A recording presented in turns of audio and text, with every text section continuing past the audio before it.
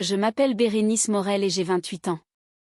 Dimanche dernier, pour la fête des mères, ma mère m'a envoyé une facture de 324 000 € par email, avec pour objet, le coût pour avoir élevé une déception. Elle a mis en copie les 48 membres de notre famille, de mes tantes à mes cousins, jusqu'aux alliés de Bretagne et de la Côte d'Azur. Elle pensait que j'allais m'effondrer, que j'allais ramper pour m'excuser ou me faire toute petite comme je l'avais toujours fait, mais cette fois-ci, j'ai répondu avec une seule photo. Le lendemain matin, 47 d'entre eux l'avaient bloqué. Le 48e, ma grand-mère, ne l'a pas bloqué, elle a fait quelque chose de bien pire. Je travaille comme analyste financière dans un cabinet d'audit à Paris. Les chiffres sont ma passion car ils sont logiques, ils ne mentent pas, ils n'ont pas de favoris et ne disent pas une chose pour en penser une autre. Les gens, en revanche, et surtout ma famille, sont une toute autre histoire. J'habite un petit 35 mètres carrés à Pantin, rien de luxueux, mais c'est à moi et je paie mon loyer seul depuis mes 22 ans sans l'aide de personne. Ma sœur, Victoire, qui a 3 ans de plus que moi, vient d'acheter une maison de maître à Neuilly-sur-Seine. Nos parents lui ont offert l'apport personnel, un chèque de 80 000 € enveloppé dans un ruban de « Nous sommes si fiers de toi ». Je l'ai appris via une photo sur Instagram. Quand j'ai obtenu mon diplôme de dauphine, j'ai reçu un simple SMS de maman, « Félicitations », envoyé avec 3 semaines de retard et sans même un point d'exclamation. Quand Victoire est devenue associée dans son cabinet d'avocat, ils ont loué une salle, sablé le champagne et toute la famille a fait le déplacement. Je ne dis pas ça pour me plaindre, j'ai cessé d'espérer il y a longtemps. On apprend à mesurer sa valeur à travers ce que l'on contrôle, son travail, son épargne, la sérénité de son propre foyer. Mathieu, mon compagnon depuis 2 ans, me demande parfois pourquoi je continue d'aller au repas de famille ou pourquoi je décroche quand elle appelle. Je n'ai jamais de bonne réponse. Peut-être qu'une partie de moi espérait encore qu'en faisant plus d'efforts, en étant plus discrète, elle finirait par me regarder comme elle regarde Victoire. La finance m'a appris une leçon cruciale, les chiffres sont honnêtes, les gens mentent. Mais j'ignorais à quel point ma mère mentait jusqu'à l'année dernière. Le schéma avait commencé bien avant que je puisse le nommer. En 2019, lors de ma remise de diplôme, je cherchais ma famille dans la foule. Mon père, Philippe, était là, souriant. Le siège à côté de lui était vide. Maman avait eu une migraine soudaine, trop intense pour faire le trajet depuis la banlieue. Une semaine plus tard, elle traversait la France pour une remise de prix de Victoire et postait 12 photos sur Facebook avec la légende, tellement fière de ma brillante fille avocate. J'ai liké le post, parce que c'est ce qu'on fait. En grandissant, Victoire était la future juriste prodige, et moi, j'étais l'enfant difficile. Elle recevait des éloges pour ses notes, moi des reproches parce que les miennes n'étaient pas plus hautes. Papa essayait, à sa manière silencieuse, de me réconforter en me tapotant l'épaule après les remarques acerbes de maman. Ta mère veut bien faire, elle a juste du mal à l'exprimer avec toi.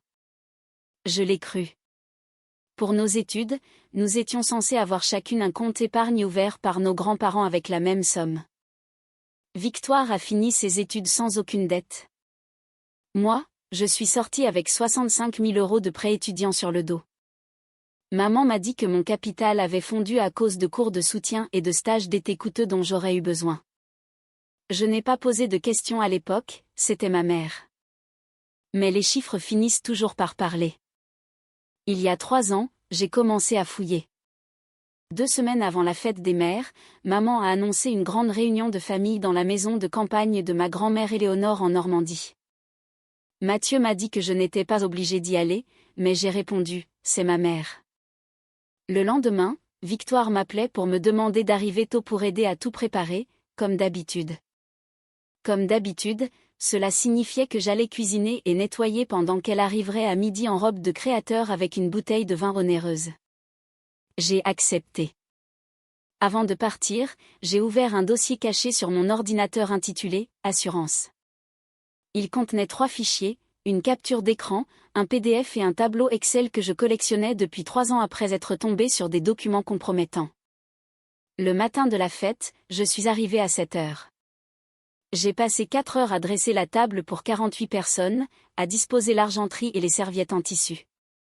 Victoire est arrivée à 11h30, a embrassé maman et a complimenté la décoration que j'avais faite. Maman a souri, j'ai eu un peu d'aide, sans même me regarder. À midi, la maison était pleine. Maman trônait au milieu des invités, acceptant les compliments comme une reine. Lors de la photo de famille, elle m'a demandé de me mettre tout au fond parce que j'étais trop grande et que j'allais gâcher la vue. C'est là que grand-mère Éléonore m'a serré le bras en chuchotant, quoi qu'il arrive aujourd'hui, ne lâche rien. Tu m'entends ? Je n'ai pas compris tout de suite. Après le déjeuner, les toasts ont commencé. On a loué la mère courageuse qui s'est sacrifiée pour ses enfants. Puis maman s'est levée, a lissé sa robe lavande et a pris la parole. Être mère est le plus beau métier, mais aussi le plus dur. J'ai été bénie avec 2 filles très différentes. L'une qui me rend fière chaque jour, et l'autre qui m'a mise à l'épreuve. Tous les regards se sont tournés vers moi. Elle a sorti son téléphone, j'ai préparé quelque chose de spécial pour vous montrer ce que signifie vraiment la maternité. Soudain, 48 téléphones ont vibré simultanément. Le mail s'intitulait « Le coup pour avoir élevé une déception ». C'était un tableau Excel listant 28 ans de ma vie réduit à des lignes de frais d'accouchement, couches, vêtements, orthodontie, vacances, tout y passait pour un total de 324 000 €. Maman lisait certains passages à voix haute, appareil dentaire, 7 000 €. A-t-elle jamais dit merci ? Elle avait même encadré une version papier qu'elle a accrochée au-dessus de la cheminée. La salle attendait que je pleure, que je m'excuse, mais mes mains ne tremblaient pas car j'avais mon dossier, assurance. J'ai laissé le silence s'installer, j'ai laissé maman savourer sa victoire apparente. J'ai repensé à toutes les fois où je m'étais excusée d'exister, au refus de prêts bancaires inexpliqués et à mon score de crédit catastrophique à 22 ans. J'ai regardé ma grand-mère qui m'a fait un léger signe de tête. Je me suis avancée au centre de la pièce. Maman, puisque nous partageons des chiffres aujourd'hui, j'ai les miens. Son sourire s'est figé. Gardez vos téléphones en main, ai-je dit d'une voix calme et professionnelle, car je viens de vous envoyer les factures réelles. Le concert de notification a repris.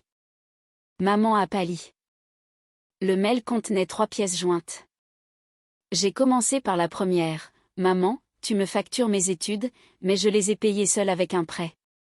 Mon compte épargne de 85 000 € laissé par mes grands-parents a été vidé intégralement par tes soins en août 2016, un mois avant ma rentrée.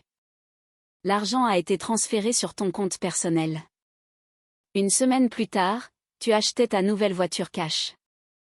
Ma tante Patricia a porté sa main à sa bouche. Mon père s'est levé, livide. Linda, est-ce que c'est vrai ? Je n'avais pas fini. Le deuxième document montrait que maman m'avait déclaré à ma charge sur ses impôts pendant 6 ans alors que je ne vivais plus chez elle, empochant des milliers d'euros de réduction fiscale de manière frauduleuse en utilisant mon numéro de sécurité sociale. C'est un délit fédéral, a lancé mon oncle Georges, ancien comptable. Le troisième document était le plus dévastateur, des relevés de cartes de crédit ouvertes à mon nom par maman alors que j'avais 18 ans, toutes plafonnées à hauteur de 45 000 € pour acheter des sacs de luxe et des bijoux. J'ai montré une facture d'une bague de fiançailles de 8 000 € livrée à l'adresse de Victoire. Le mari de Victoire a fixé la bague au doigt de sa femme. Tu portais mon identité volée à ton propre mariage, Victoire. Tu le savais ? Victoire a fondu en larmes, balbutiant que maman lui avait dit que c'était une urgence et que je ne le saurais jamais. La pièce était devenue glaciale. Mais il restait une dernière chose, la capture d'écran. Celle que je gardais depuis 3 ans. J'ai regardé ma mère qui tremblait, il y a une dernière raison pour laquelle tu m'as détesté dès ma naissance. Maman a hurlé de ne pas l'envoyer, mais j'ai cliqué sur envoyer. Le message était un SMS de maman à Victoire datant de l'année dernière. Bérénice n'est pas la fille biologique de Philippe. Ne le dis à personne, s'il l'apprend, il divorcera et je perdrai tout. Un silence de mort a envahi la maison. Mon père a émis un son de bête blessée, a pris ses clés et est sorti sans un mot. Maman s'est effondrée. Elle ne me détestait pas parce que j'étais une déception, mais parce que chaque fois qu'elle me regardait, elle voyait la preuve de son infidélité 28 ans plus tôt. Grand-mère Éléonore s'est levée, non pas pour consoler sa fille, mais pour lui dire tu as menti à tout le monde pendant 28 ans. Je ne veux plus te voir. Les invités sont partis les uns après les autres, certains me demandant pardon, d'autres fuyant le scandale. J'ai retrouvé mon père dans sa voiture, il pleurait. Il m'a pris la main, tu es ma fille, l'ADN n'y change rien. C'est elle que je quitte, pas toi. Je suis retournée dans la maison pour faire face à maman. Elle était seule, son maquillage coulant sur son visage, tu es contente? Tu as tout détruit. J'ai répondu, non, tu as tout détruit il y a 28 ans. J'ai juste arrêté de t'aider à le cacher. Je l'ai prévenue que si elle m'approchait encore, je porterais plainte pour usurpation d'identité et fraude fiscale avec toutes mes preuves. Je suis partie, les mains parfaitement immobiles pour la première fois de ma vie. Quelques mois plus tard, mon père a divorcé, ma grand-mère a déshérité ma mère au profit de mon père et de moi-même. J'ai aussi reçu une lettre d'un homme nommé Michel, mon géniteur biologique, qui avait vu l'histoire circuler. Nous ne nous sommes pas encore vus, mais il respecte mon besoin de temps. Mon père Philippe reste mon seul et vrai papa. Ma mère, elle, est désormais seule, bloquée par presque toute la famille. Elle m'a envoyé une facture pour ma vie, je lui ai répondu avec la vérité. Et la vérité n'a pas de prix. Quelle histoire absolument bouleversante. Il est rare de voir une telle force de caractère chez quelqu'un qui a subi des décennies de manipulation psychologique et de vol de la part de sa propre mère. Ce qui me choque le plus, ce n'est pas seulement l'aspect financier, bien que détourner un héritage et voler l'identité de son enfant soit un acte criminel gravissime, c'est la cruauté mentale de projeter sa propre culpabilité sur une enfant innocente pendant 28 ans. Bérénice a utilisé ses compétences d'analyste financière pour mener une enquête rigoureuse et se libérer de ses chaînes. C'est une véritable leçon de résilience. La réaction de la grand-mère Éléonore est exemplaire, elle prouve que la loyauté familiale doit se baser sur l'intégrité et non sur les secrets toxiques. Quant à Philippe, son amour inconditionnel montre que la paternité est une question de cœur et non de biologie. Cette histoire nous rappelle que fixer des limites, les fameuses boundaries, est parfois la seule solution pour survivre face à des parents narcissiques. On ne peut que souhaiter à Bérénice une vie sereine avec Mathieu et son père, loin de cette toxicité. Et vous, qu'en pensez-vous? Pensez-vous que Bérénice a bien fait de dénoncer sa mère publiquement devant toute la famille, ou aurait-elle dû régler cela en privé malgré la cruauté du mail reçu? Seriez-vous capable de pardonner à une sœur comme Victoire qui a profité du vol de votre